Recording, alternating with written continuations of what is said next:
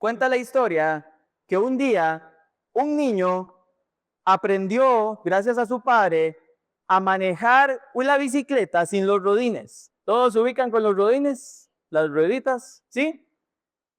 Y resulta que el papá le dijo, muy bien, hijo, ya ahora sabes andar en bici, ahora tienes más responsabilidad.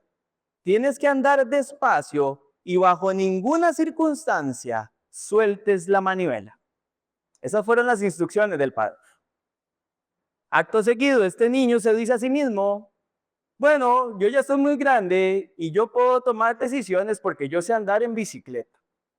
Así que él se monta en su bicicleta, agarra velocidad, suelta las manos de la manivela y adivinen qué pasó. Se cayó.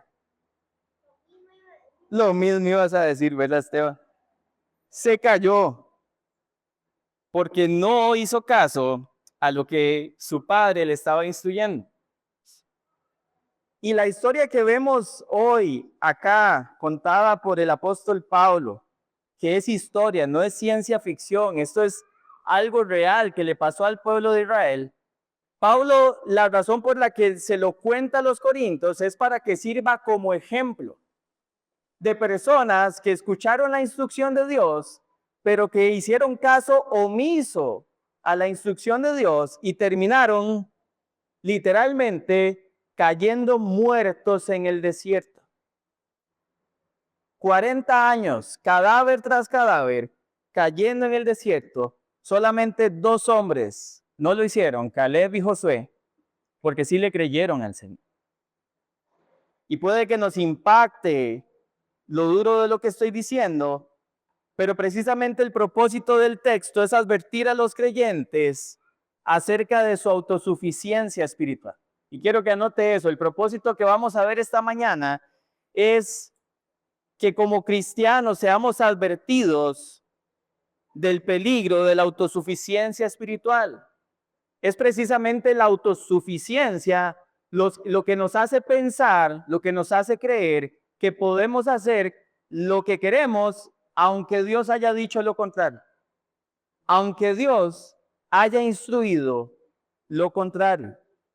Y la historia de Israel nos demuestra esta realidad. Un poco de contexto antes de entrar en los primeros 5 versículos. Recuerden que desde el capítulo 8, el apóstol Pablo viene enseñando acerca de la libertad cristiana. Ya nos ha dicho bastante acerca de cómo la libertad cristiana no es una licencia para hacer lo que queremos, sino que es un habilitamiento para vivir en obediencia a lo que Dios ha dicho, siendo libertados del poder del pecado, de la condenación de la ley y de la esclavitud espiritual. Y como toda libertad, hermanos, la libertad viene con responsabilidades.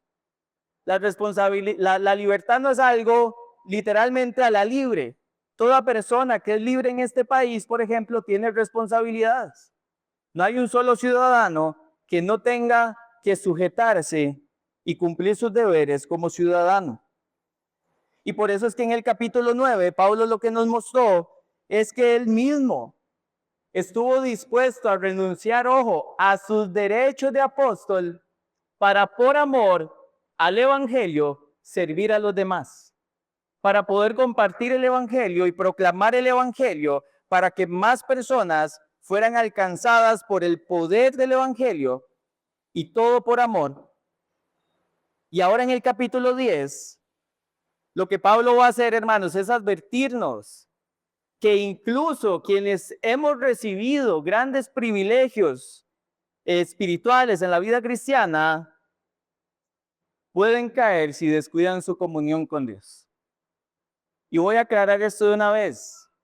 Cuando digo que pueden caer, no es que van a perder su salvación, pero sí pueden perder su efectividad en el servicio a Dios y el propósito por el cual Dios también los había alcanzado y los había, por supuesto, capacitado para edificar. Así que dicho eso, como pueden ver en pantalla, el título es Cuando la libertad conduce a la caída. Y hay al menos 3 advertencias en este texto que necesitamos nosotros meditar y hoy solo vamos a ver la primera. Y la primera advertencia también está en pantalla, es que los privilegios espirituales no garantizan la aprobación de Dios. Voy a repetir eso. Los privilegios espirituales no garantizan la aprobación de Dios. Vea versículos 1 y 2 de capítulo 10 conmigo. Porque no quiero que ignoren, hermanos, que todos nuestros padres estuvieron bajo la nube y todos pasaron por el mar. En Moisés todos fueron bautizados en la nube y el mar. Y lo primero que Pablo comienza diciendo es que no quiere que las personas de Corinto ignoren. Y la pregunta es, ¿qué no quiere que ignoren? Vea conmigo el último versículo del capítulo 27. Del capítulo 9, versículo 27. 26 y 27 dice, por tanto, yo de esta manera corro, no como sin tener meta, de esta manera peleo, no como dando golpes al aire, sino que golpeo mi cuerpo y lo hago mi esclavo, no sea que habiendo predicado a otros, yo mismo sea descalificado. Y Pablo lo que ahora hace, hermanos, es ponerse el de ejemplo. Pablo lo que dice es, vean cómo yo me he disciplinado, obviamente en el Señor, me he disciplinado, ¿para qué? Para que yo no quede descalificado. Sí, yo he predicado a otros. Sí, yo he compartido el evangelio con otros. Por la gracia de Dios he visto a personas venir y salvarse, llegar a los pies de Cristo, decía el apóstol Pablo, pero podría quedar descalificado. Y él mismo nos da un ejemplo de lo que es disciplina cristiana. Y lo que hacen los primeros versículos del capítulo 10, es darnos un ejemplo de un grupo de personas que no se disciplinó y por tanto no permaneció firme, sino que literalmente cayeron. Y eso es lo que Pablo no quiere que ignoren. No quiere que ignoren que es posible estar dentro del pueblo visible de Dios y aún así estar viviendo de una manera que no está agradando a nuestro Dios. Y lo que Pablo va a presentarnos, hermanos, en estos versículos, son los privilegios espirituales que tuvo esa primer generación de israelitas que salió en el Éxodo, literalmente. Y que la Biblia nos narra los hechos de esa primer generación que fue libertada de la tiranía de Egipto y su faraón. Algo importante que hay que notar es que en estos primeros 4 versículos, el apóstol Pablo menciona la palabra todos 5 veces. Y eso es importante notarlo porque Pablo quiere hacer un énfasis acá. Recuerden que en Corinto habían personas que se creían elitistas. Habían personas que creían que estaban espiritualmente por encima de los demás. Se creían con mejores dones que los demás, más espirituales que los demás, y eso los estaba llevando a darse ciertos derechos, como por ejemplo ir a los templos a comer lo sacrificado a los ídolos, creyendo que estaban muy firmes y que eso para ellos no era nada, jugando de fuertes. Pero Pablo en el versículo 12 dice, hey, cuidado, vea que el que esté firme, que no caiga. Y esa es la advertencia por la cual Pablo está haciendo todo esto y nos está contando todo esto, más bien estaba contando todo esto a los corintios y hoy nosotros lo estamos leyendo. Otro detalle importante que necesitamos notar es que Pablo dice, todos nuestros padres estuvieron bajo la nube y todos pasaron el mar. Y tenemos que hacernos una pregunta. ¿A qué se refiere Pablo con nuestros padres? Si sabemos que la comunidad de Corinto era una iglesia principalmente compuesta por personas gentiles, no la mayoría judías, ¿por qué Pablo está metiendo a todos los creyentes de Corinto en la misma bolsa de que los antepasados israelitas eran sus padres? Y es una pregunta necesaria que nos tenemos que hacer. Y tenemos que recordar, hermanos, que la Biblia es muy clara en que los hijos de Abraham no solo son los hijos de sangre, son los que por la fe han creído. Y eso puede anotarlo como referencia. Lo vemos, por ejemplo, en Romanos 4:11. Leo para ustedes. Abraham recibió la señal de la circuncisión como sello de la justicia de la fe que tenía mientras aún era incircunciso, para que fuera padre de todos los que creen sin ser circuncidados, a fin de que la justicia también se les tome en cuenta a ellos. Y lo que la Biblia nos dice también en Gálatas 3:29 es que Abraham es padre de todos los creyentes. No es un tema étnico, es un tema espiritual. Los que por la fe han llegado a creer en el Señor y en sus promesas. Y ahorita vamos a ver un texto que nos ayuda a ahondar un poquito más en esto. Porque lo que Pablo quiere enfatizarle a los corintios, y nosotros también necesitamos comprenderlo, es que todo Israel, no solo una parte, todo Israel era parte de una comunidad del antiguo pacto.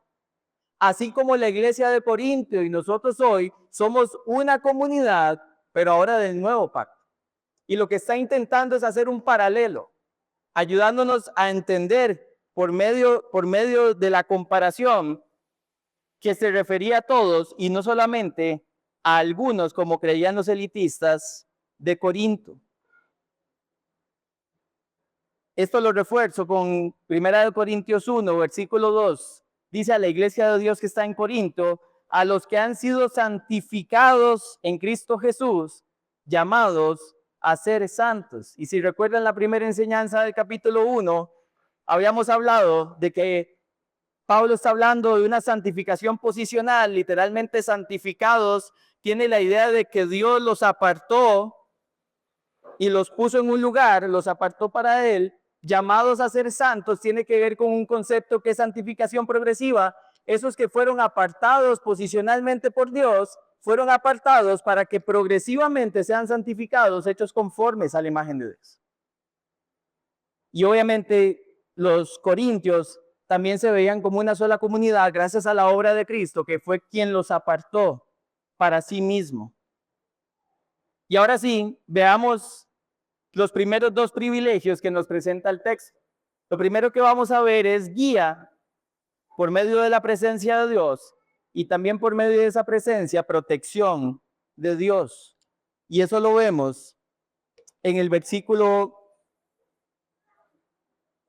1 nuevamente. Dice: todos nuestros padres estuvieron bajo la nube y todos pasaron el mar. Ahora, obviamente por tiempo no vamos a leer todos los textos del Antiguo Testamento, pero cuando Pablo se está refiriendo a la nube, hermanos, tenemos que recordar que cuando el pueblo sale de Egipto, literalmente Dios pone una nube que va delante de ellos, protegiéndolos, guiándolos en el desierto, y una columna de fuego para que también les alumbrara y les diera protección y guía en medio del desierto. Eso lo vemos en Éxodo capítulo 13. Y lo que vemos es a literalmente Dios manifestándose en guía y protección al pueblo, cosa que también era visible para los egipcios que salieron a perseguirlos. Ahora, ¿por qué habla del mar? Recuerden que cuando los hebreos salen de Egipto, literalmente Faraón otra vez se confunde y dice: no quisimos, los dejamos ir, vamos tras ellos. Los persiguen hasta la entrada del Mar Rojo, y todos conocemos la historia. Dios manda un viento oriental y parte las aguas, literalmente quedan como dos muros. El pueblo pasa en seco. Cuando entra el ejército egipcio al mar, se cierran las compuertas de las aguas y todos ven la victoria que Dios literalmente orquesta por su mano para proteger al pueblo de Israel. Y eso también es algo que nos demuestra la guía y la protección de Dios. Ahora, algo importante que hay que señalar también para enfatizar el todos que Pablo está enfatizando, está en Éxodo 14:31. Lo puede anotar como referencia. Éxodo 14:31 dice que después de que vieron al ejército egipcio literalmente quedar tendido en las aguas de ese mar, vea lo que dice el versículo, creyeron en el Señor y en su siervo Moisés. Voy a leer el versículo completo.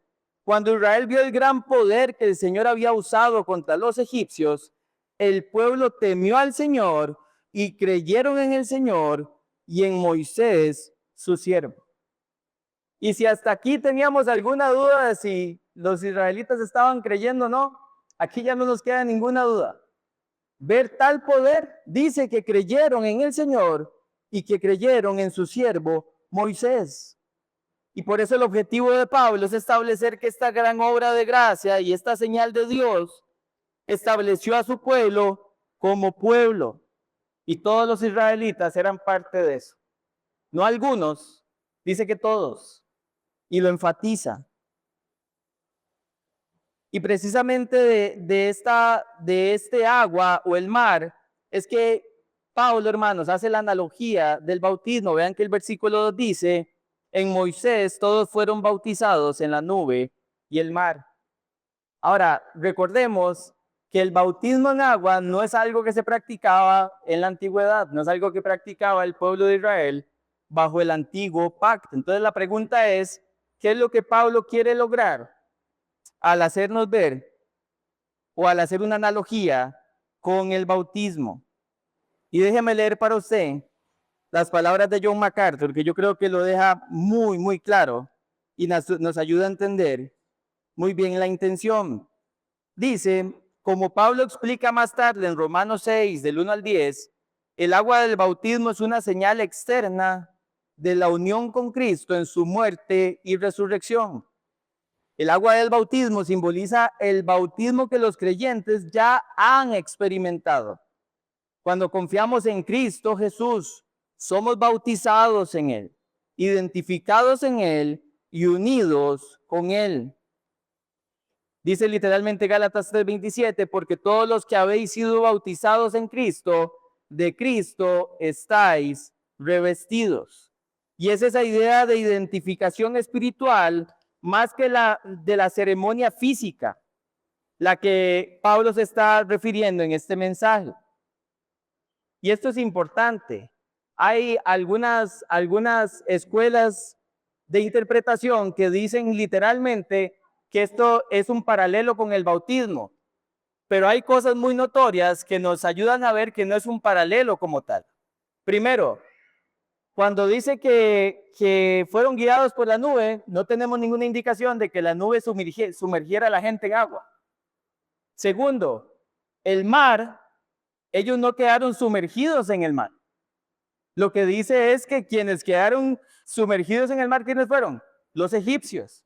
Nunca hubo una inmersión, como se presenta en el Nuevo Testamento, el bautismo en agua. Lo que realmente Pablo está queriendo hacer es, así como los israelitas quedaron identificados con Moisés, con su Dios, y Moisés, que era el mediador del antiguo pacto, así también los cristianos en el nuevo pacto están obviamente identificados con Dios y con Cristo, el mediador de un mejor pacto. Y es lo que Pablo nos quiere dar a entender, y todo para ayudarnos a entender los privilegios de la guía y la protección de Dios para con Israel en el desierto. Y eso es muy importante. ¿Por qué? Porque los corintios también estaban gozando de la guía y la protección de Dios. Así como ustedes y yo hoy estamos gozando de la guía y la protección de Dios. Amén.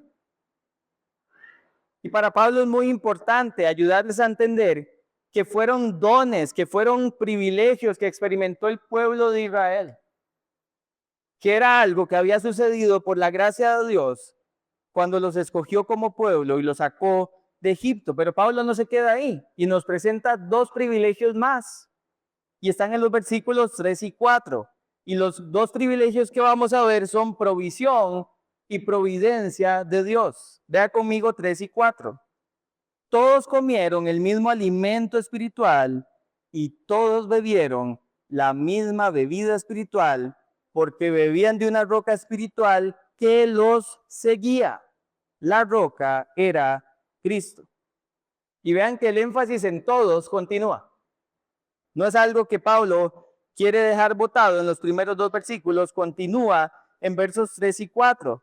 Y ahora nos habla de alimento espiritual y bebida espiritual. Y esto es importante que lo podamos entender, hermanos. Vamos, acompáñenme por favor a Éxodo capítulo 16. Y aquí sí vamos a tomar un tiempo, porque no quiero asumir que todos conocen la historia. Y es importante leer algunos versículos. Éxodo capítulo 16. Porque Pablo está haciendo referencia al maná que literalmente descendió del cielo para alimentarlos. Este maná era un pan, y también está hablando del agua que les fue dada para beber. Pero es importante que entendamos por qué dice espiritual y que podamos verlo juntos en el texto. Éxodo capítulo 16, versículo 1. Partiendo de Elim, y toda la congregación de los israelitas llegó al desierto de Sin, que está entre Elim y Sinaí, el día 15 del segundo mes después de su salida de la tierra de Egipto. Y toda la congregación de los israelitas murmuró, o sea, se quejó contra Moisés y contra Aarón en el desierto. Los israelitas les decían: ojalá hubiéramos muerto a manos del Señor en la tierra de Egipto cuando nos sentábamos junto a las ollas de carne, cuando comíamos pan hasta saciarnos, pues no nos han traído a este desierto para matar de hambre a esta multitud. Ahora voy a hacer una pausa. Ellos están quejando después de que vieron a la nube ponerse detrás de ellos, protegiéndolos del ejército egipcio que los venía persiguiendo. Se están quejando después de que pasaron por tierra seca. Se están quejando después de que vieron las aguas literalmente volver a la normalidad y enterrar al ejército egipcio. Y se están quejándose contra Dios de que los había llevado al desierto a morir. Habían gozado ya de privilegios y ahora ellos se están quejando. Versículo 4. Entonces el Señor dijo a Moisés: yo haré llover pan del cielo para ustedes. El pueblo saldrá y recogerá diariamente la porción de cada día para ponerlos a prueba si andan o no en mi ley. Y en el sexto día, cuando preparen lo que traigan, la porción será el doble de lo que recogen diariamente. Ahora, note nuevamente versículo 4. Entonces el Señor dijo a Moisés: yo haré llover pan ¿de dónde?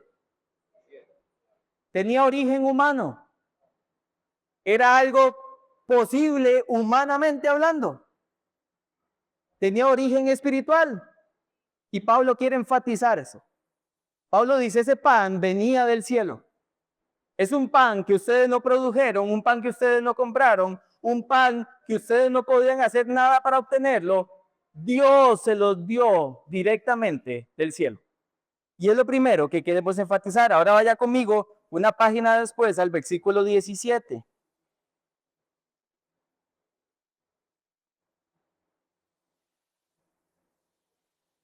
Y vea lo que pasa, como dicen los chicos, 3 doritos después. Toda la congregación de los israelitas marchó por jornadas desde el desierto de Sin, conforme al mandamiento del Señor.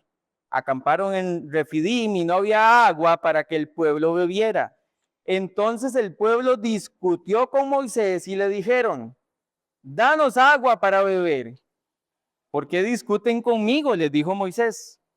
¿Por qué tientan al Señor? Pero el pueblo tuvo sed allí, ojo, y murmuró el pueblo, otra vez se queja contra Moisés y dijo: ¿por qué nos has hecho subir de Egipto para matarnos de sed a nosotros, a nuestros hijos y a nuestros ganados? Y una vez vemos la misma actitud. Esta gente ha visto los privilegios de Dios. Ya no solamente era lo que él hizo a los egipcios, ahora ya había comido pan que literalmente apareció del cielo, y codornices también. Pudieron comer carnita en el desierto porque Dios les proveyó. Eso está en capítulo 16, después lo puede leer. Y ahora se están quejando de que no hay agua. Pero es que no solo la queja, hermanos. Es diferente que usted diga: tengo sed, Señor, ¿me regalas agua, por favor? Pero es que la queja es, ¿por qué me trajiste a morir al desierto? Como si los privilegios que hubieran recibido fueran derechos. Como si Dios hubiera estado obligado a hacer algo por ellos. Y hay una queja grande. Pero continuemos leyendo para que podamos ver el punto. Versículo 4, y clamó Moisés al Señor y dijo, ¿qué haré con este pueblo? Un poco más y me apedrearán. Entonces el Señor dijo a Moisés, pasa delante del pueblo y toma contigo a algunos de los ancianos de Israel y toma en tu mano la vara con la cual golpeaste el Nilo y ve, yo estaré allí delante de ti sobre la peña de Oreb. Golpearás la peña y saldrá agua de ella para que beba el pueblo. Y así lo hizo Moisés en presencia de los ancianos de Israel.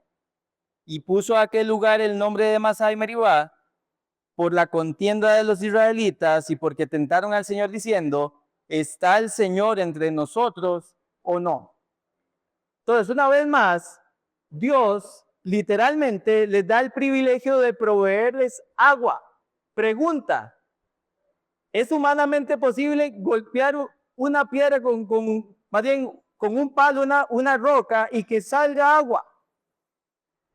No. Es Dios, una vez más, proveyéndole agua a este pueblo que está en medio de un desierto y un pueblo que se está quejando. Y Dios dando su provisión en forma de alimento y en forma de bebida. Y creo que queda claro que cuando Pablo dice el alimento espiritual y bebida espiritual, lo que se refiere es que su origen es espiritual. Que la forma en que llegó a los hebreos en el desierto era porque Dios lo había provisto, venía del cielo, era espiritual. Ahora, vea la segunda parte del versículo 4, que es muy importante también que podamos aclarar. Dice, porque bebían de una roca espiritual. Y nuevamente pone roca espiritual, pero vea el detalle. Dice que la roca lo seguía. No está hablando de una roca que está ahí estática y quieta, dando agua. No está hablando de una roca que literalmente andaba en una nube, moviéndose para todo lado donde el pueblo de Israel se estaba moviendo en el desierto. Dice que era una roca que lo seguía y agrega Pablo, la roca era Cristo. Y ahora nos deja a todos como, suave Pablo, déjenos masticar esto. ¿Qué es lo que estás diciendo? Porque estás diciendo que esta roca espiritual seguía al pueblo y que la roca era Cristo. Y necesitamos ir a algunos versículos porque mi trabajo no es convencerlos, mi trabajo es mostrarles la escritura y que el Señor les pueda poner convicción, pero necesitamos ver algunos versículos para poder llegar a demostrarles por qué la roca del Antiguo Testamento de la que está hablando Pablo era Cristo. Y ojo, no la roca de Oreb. Vea que es una roca que lo seguía.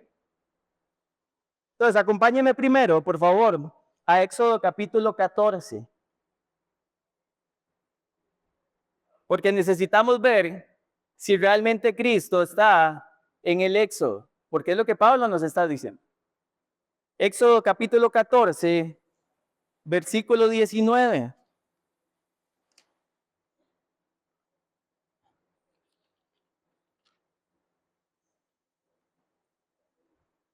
Y dice así el texto, el ángel de Dios que había ido delante del campamento de Israel, se apartó e iba detrás de ellos.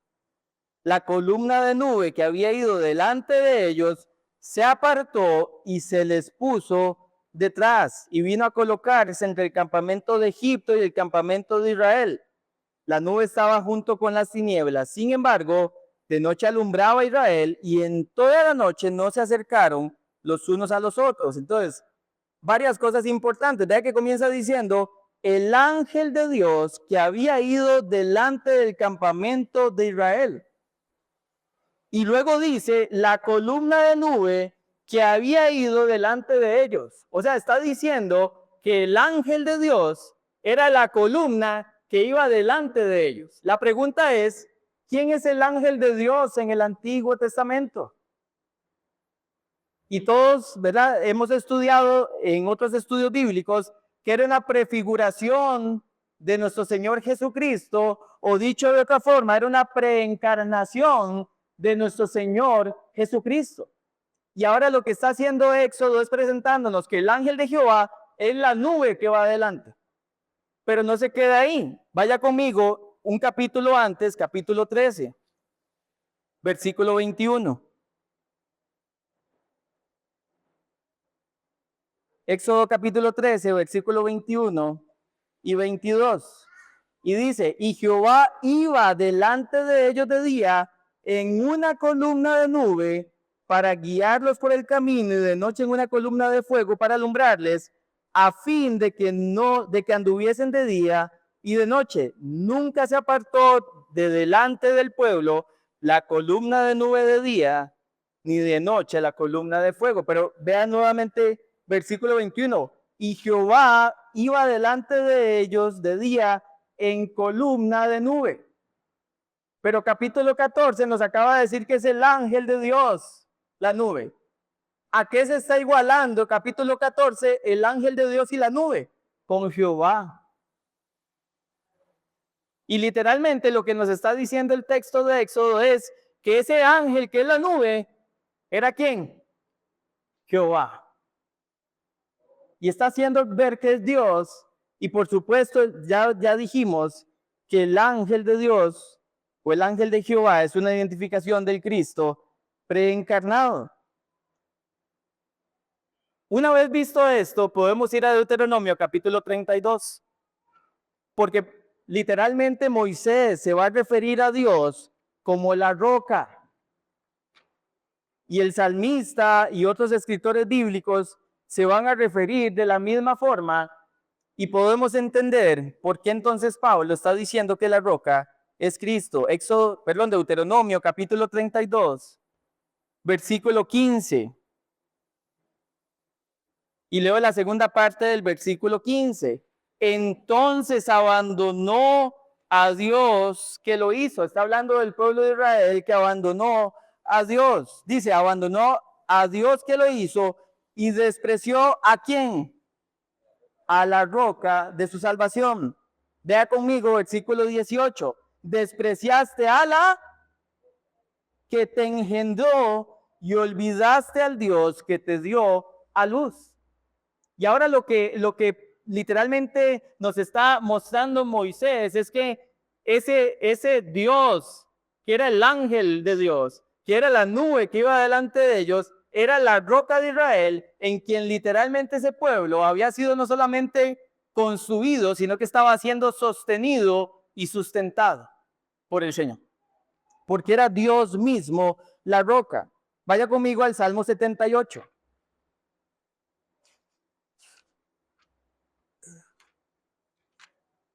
Y es importante ver a Asaf, el salmista, cuando habla de la fidelidad de Dios a pesar de la desobediencia de Israel, mencionar nuevamente que Dios es la roca.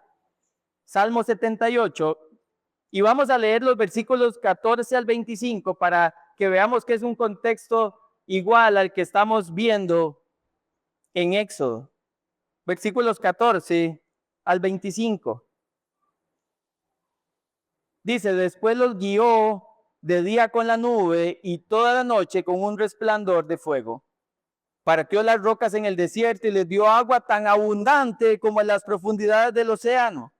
Hizo salir corrientes de la peña e hizo descender aguas como ríos. Pero aún siguieron pecando contra él, rebelándose contra el Altísimo en el desierto. Y en sus corazones tentaron a Dios, pidiendo comida a su gusto. Hablaron contra Dios y dijeron, ¿podrá Dios preparar mesa en el desierto? Entonces él golpeó la roca y brotaron aguas y torrentes se desbordaron. ¿Podrá también dar pan? ¿Proveerá carne para su pueblo? Por tanto, al oírlo, el Señor se indignó, un fuego se encendió contra Jacob y aumentó también la ira contra Israel. Ojo, porque no creyeron en Dios ni confiaron en su salvación.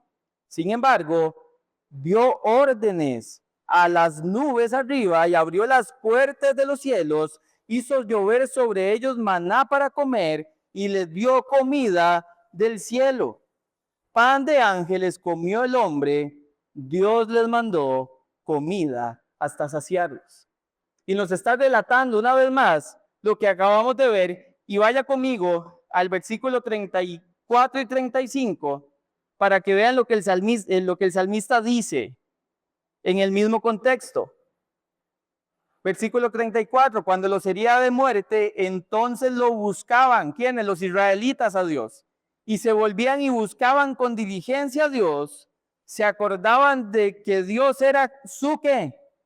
Su roca y el Dios altísimo, su redentor. Y lo que tenemos es el testimonio, hermanos, de los escritores del Antiguo Testamento, confirmándonos que Dios es la roca de su pueblo. Y al ver lo que vemos en Éxodo 13 y 14, si el ángel de Dios era Dios mismo y el ángel de Dios es Cristo, entonces ¿quién era la roca que seguía y sustentaba al pueblo? Cristo. Y gloria a Dios, que el Salvador siempre ha estado presente, hermanos. En toda época, en todo lugar, Él no ha dejado de estar porque es Dios. Amén. Y volviendo al punto, y perdón que tome tanto tiempo para explicar, pero es importante entender estos textos difíciles. Lo que Pablo está mostrándole a los corintios es los privilegios. El privilegio de la provisión, como vimos en el agua y también en el pan, pero también la providencia de Dios. Porque si Cristo estaba ahí, hermanos, cuidando al pueblo y guiando al pueblo, definitivamente ese cuidado soberano y continuo de Dios y su gobierno sobre literalmente su pueblo estaba obrando para su gloria, pero también para el bien de quienes estaban caminando por el desierto. Y gloria a Dios por eso. Y a pesar de eso, hermanos, a pesar de ver literalmente los privilegios de Dios, eso no garantiza la aprobación de Dios, que es la segunda parte del punto que estamos viendo hoy. Ve a versículo 5 y con esto terminamos. Sin embargo, Dios no se agradó de la mayor parte de ellos y por eso quedaron tendidos en el desierto. Y aquí es donde Pablo hace su punto, donde Pablo quiere aterrizar todo esto lindo que hemos visto acerca de ese gran Dios, cuidando a su pueblo, proveyendo a su pueblo, protegiendo a su pueblo, siendo providencial para ellos. Que a pesar de todo eso, nada de eso es garantía de que Dios literalmente se agrade de las personas que estaban siendo receptoras de esos privilegios. Vea que dice, Dios no se agradó de la mayor parte de ellos y por eso quedaron tendidos en el desierto.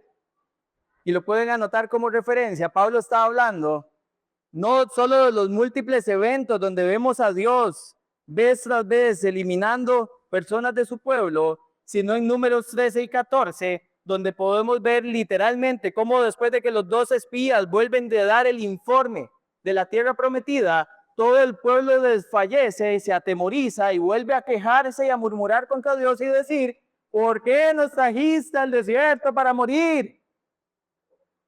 Cuando habían visto todo, hermanos, voy a devolverme más. Esa generación había visto las 10 plagas en Egipto. Esa generación había visto cómo Dios literalmente los sacó con mano poderosa de una nación que los tenía oprimidos por 430 años. Y tienen todavía la osadía de quejarse. Y tienen todavía, como diríamos nosotros, la carebarrada de estarle reclamando a Dios. Y Números 13 y 14 lo que nos cuenta es cómo solamente Josué y Caleb confiaron en el Señor. Y lo que Dios dice es, esta generación va a vagar 40 años por el desierto y va a morir. Y la siguiente generación de la mano de Josué y Caleb van a entrar a conquistar la tierra que yo le prometí a Abraham, a Isaac y a Jacob. Y ese es el cuento largo, corto de esta historia. No se agradó de la mayor parte de ellos, solo 2 hermanos. Solo 2 entraron a la tierra prometida. De aproximadamente, según los historiadores, unos 2 millones que salieron de Egipto. 2 personas. Más la siguiente generación fueron los que pudieron ir y todos los demás, literalmente, quedaron tendidos en el desierto. Ahora, ¿cuál es el paralelo que nos quiere mostrar Pablo al decir que no garantiza la aprobación de Dios el que estemos gozando de los privilegios dados por Dios? Y lo que podemos decir es lo siguiente: ambas comunidades, tanto Israel en el antiguo pacto como la iglesia en el nuevo pacto, estaban siendo poderosamente bendecidas por Dios porque Dios había derramado sus dones sobre ellas. A los corintios, hermanos, según 1 Corintios 5, no les faltaba ningún don porque habían sido enriquecidos en toda palabra y en todo conocimiento. Habían sido ricamente bendecidos para edificarse como iglesia. Pero a pesar de eso, Pablo lo que está diciendo: vean, corintios elitistas, aunque también Israel recibió privilegios y dones del cielo, Dios no escatimó en descargar su juicio sobre ellos. El hecho de que tuvieran privilegios no quería decir que Dios no iba a hacer nada para disciplinarlos. El hecho de que tuvieran grandes bondades de Dios no quiere decir que ese Dios amoroso y bondadoso no es un Dios justo y no es un padre que disciplina a sus hijos. Y es lo que Pablo le quiere hacer ver ahora a los corintios. Y obviamente, para explicárselo, y esto lo vamos a ver el próximo domingo, para explicarles este punto ampliamente, Pablo va a tomar literalmente ejemplos del juicio divino de Dios para una nación que murmuró, que idolatró, que fornicó en el desierto. Y eso lo vamos a ver el próximo domingo. Pero permítanme aplicar este punto para cerrar.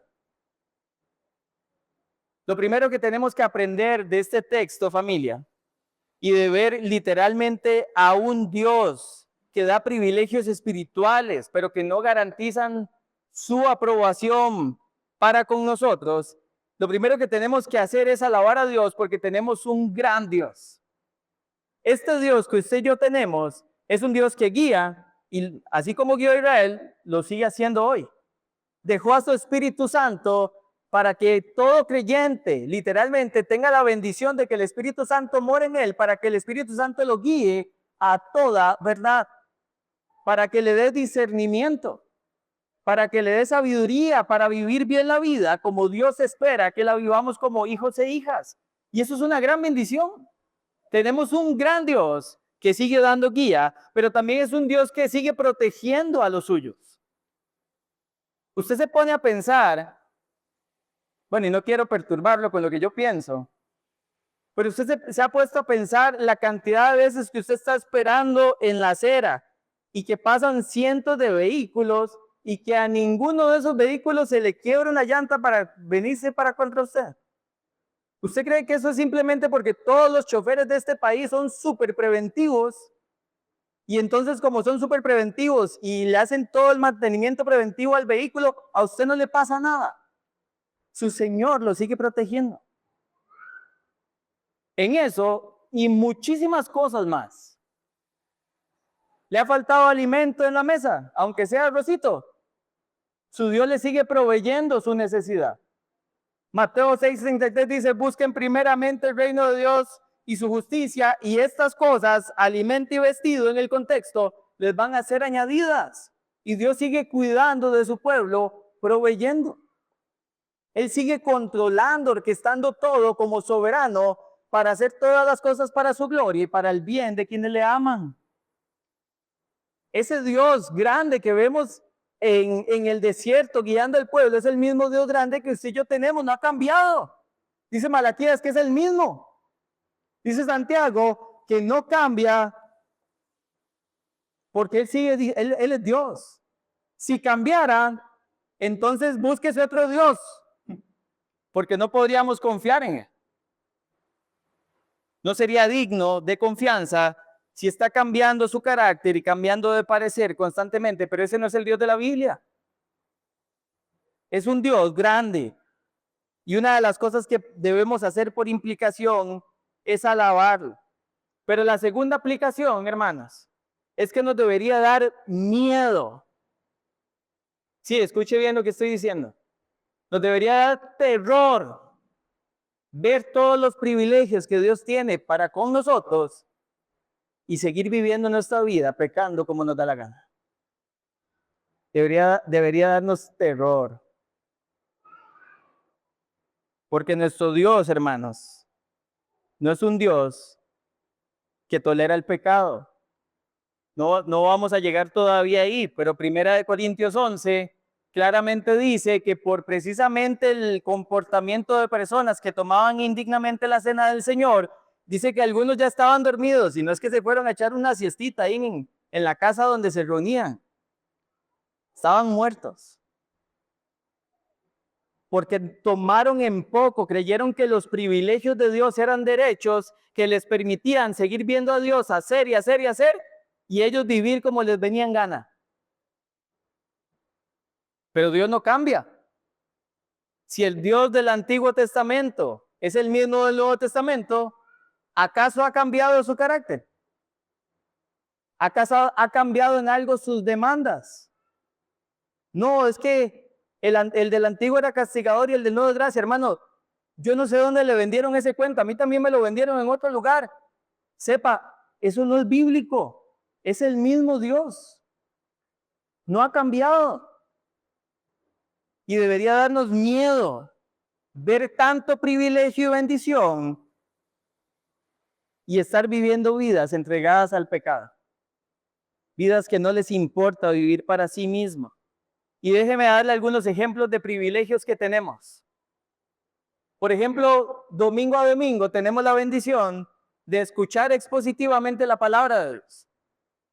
Tenemos la bendición de yo aquí al frente y ustedes ahí estar aprendiendo juntos lo que la palabra de Dios está diciendo. Eso es un privilegio, no es un derecho. Es un privilegio que se puede perder en cualquier momento. No es un derecho. Y a pesar de que tenemos ese privilegio, hermanos, muchas veces uno aquí al frente o las personas ahí sentadas, salimos por esa puerta y lo que se dijo nos entró por aquí y nos salió por acá. Y salimos a seguir viviendo como nos viene en gana. Ni siquiera sacamos un ratito en la semana para meditar en lo que Dios nos está enseñando por medio de la palabra de Dios. Vea que no somos diferentes a Israel, no somos mejores que Israel, no somos mejores que los corintios elitistas. Creemos que tenemos privilegios y constantemente estamos viviendo la vida que queremos.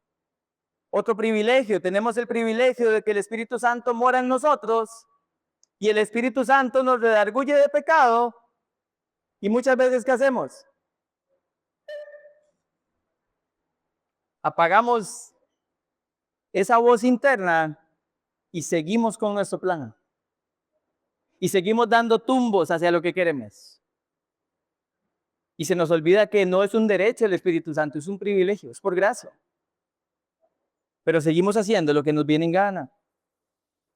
Tenemos el privilegio de meditar la palabra y hay semanas donde esta Biblia ni siquiera se abre en las casas. Y hasta empolvada muchas veces está. Porque lo vemos como si fuera un derecho y se nos olvida que es un privilegio dado para que los que creen que estén firmes no caigan. Pregunta, ¿quién es el que se cree firme? El que se cree autosuficiente espiritualmente. ¿Quién es el autosuficiente espiritualmente? El orgulloso espiritualmente. ¿Y quién es el orgulloso espiritualmente? La persona que Dios tiene que quebrar su orgullo para que se pueda humillar a su señorío. Y cuando lo quiebra, ¿qué es lo que hace? Juicio. Disciplina de Dios, hermanos, para sus hijos e hijas. Tenemos dones. Dios nos ha dotado de dones, literalmente. Usted no me va a creer, probablemente, o puede que no me crea lo que yo le estoy diciendo en este momento. Yo empecé a enseñar cuando el Señor me alcanzó y llegué a una iglesia. Antes de poner un pie en una iglesia, yo nunca había enseñado. Ahora, imagínese que yo estuviera usando el don de enseñanza para cualquier otra cosa que no fuera predicar la palabra de Dios. Y me contratan por allá y entonces yo empiezo a dar charlas porque a la gente le gusta escuchar que como habla, que aquí, que allá. Y entonces yo empiezo a decirle a la iglesia, hey iglesia, búsquese más predicadores, yo no tengo tiempo. Está bueno el negocio, hay que aprovechar, la vida es corta. Mi familia crece, necesito.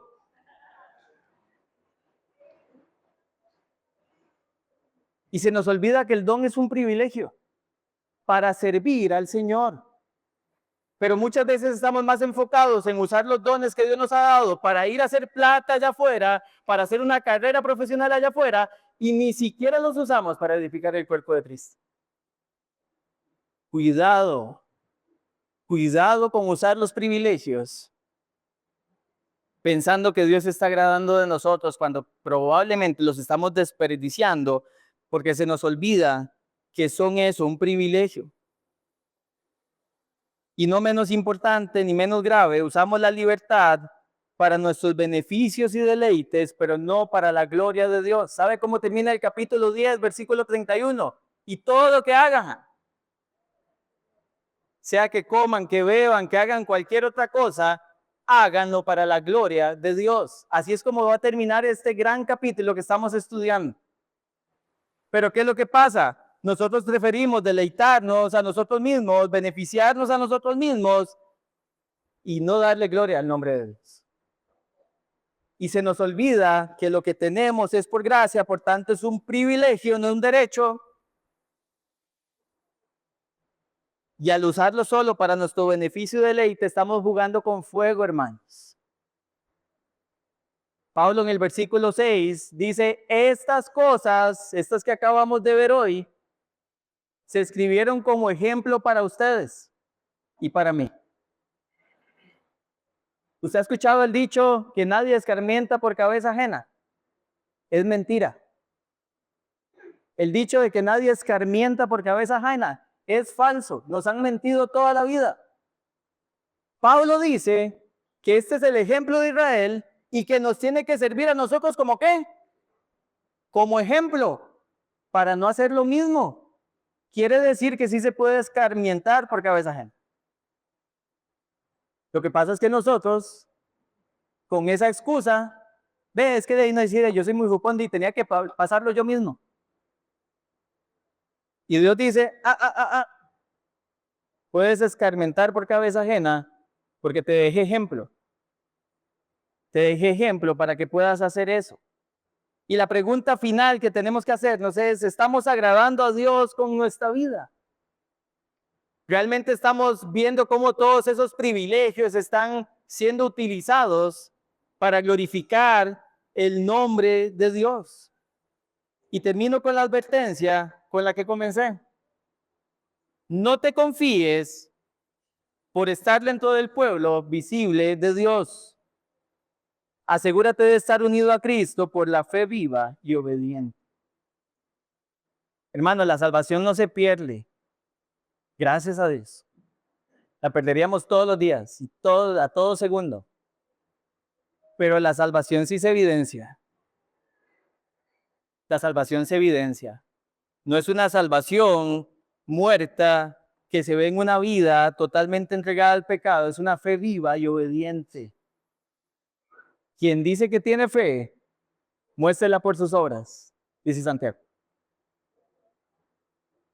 Porque la fe se ve en una vida que es literalmente entregada a la palabra de Dios.